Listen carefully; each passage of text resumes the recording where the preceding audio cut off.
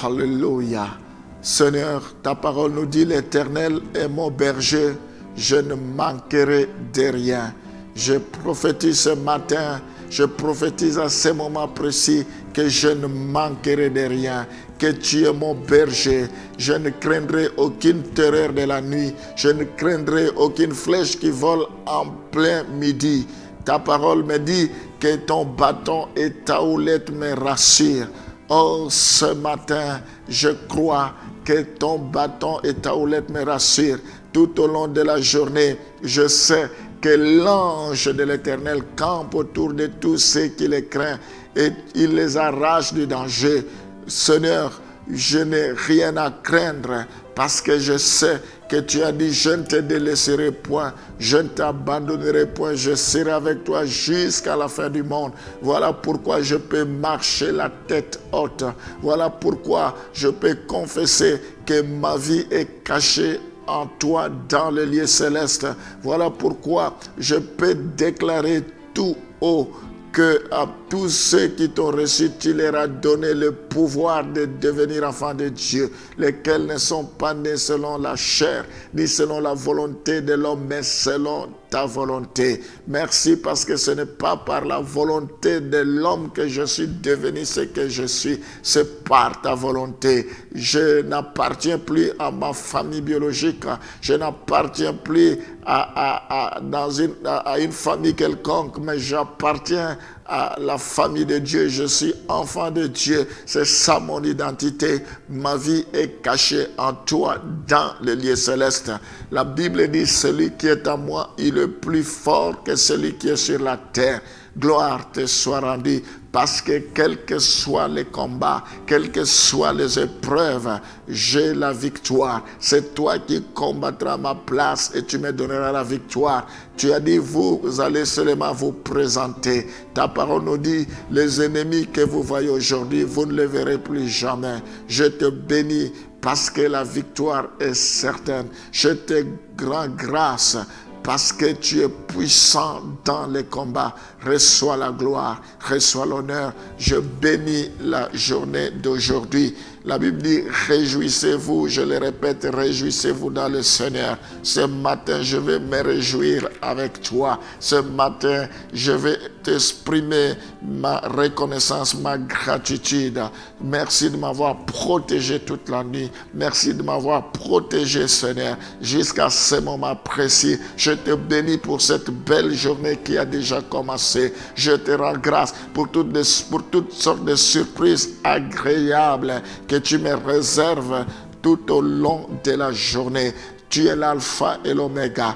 Je prie pour que tu commences cette journée avec moi et que tu finisses avec moi. Que tu le commences avec chacun d'entre nous, tous ceux qui sont connectés, que tu finisses également avec eux, que tu les protèges, que ta main puissante soit sur eux, au nom de Jésus. Je le bénis avant de commencer ce programme.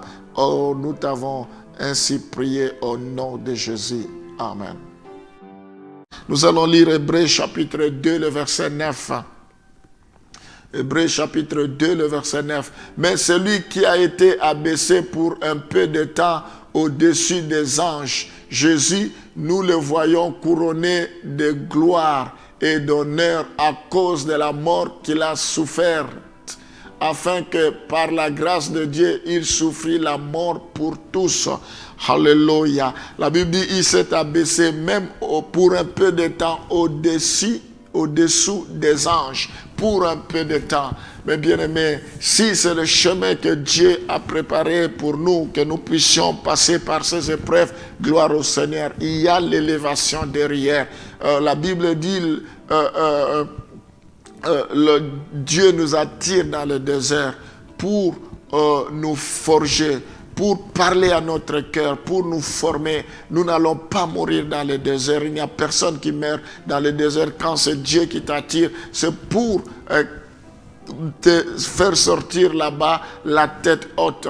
Tout ce qui brille n'est pas de l'or. L'or pur doit passer par le feu. Nous voyons que la mort ne pouvait pas engloutir notre Seigneur. La mort ne pouvait pas l'anéantir. Dieu qu'il était, il aurait pu dire non à la mort, mais il a accepté. Et nous voyons que cela a amené la victoire, l'élévation.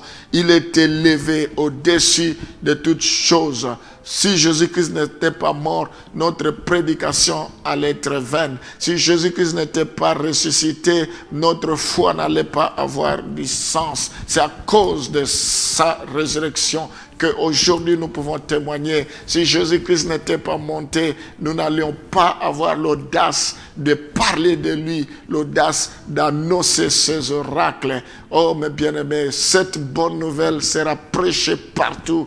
Puis viendra la fin de toutes choses. Nous devons nous lever. C'est fort ce que Jésus-Christ a fait pour nous. Nous ne devons pas nous taire parce que c'est une bonne nouvelle. Tout le monde a besoin de la bonne nouvelle. Tout le monde a besoin d'entendre cette parole. Gloire au Seigneur. Nous allons lire Jean chapitre 15, le verset 7. Jean chapitre 15, le verset 7. Et maintenant, toi, Père, glorifie-moi auprès de toi, même de la gloire que j'avais auprès de toi avant que le monde fît. Il existait déjà, il avait une certaine gloire. Il est descendu, il a mis cela de côté. Maintenant, il a été à nouveau glorifié. La Bible dit la gloire de la seconde église sera plus grande que celle de la première.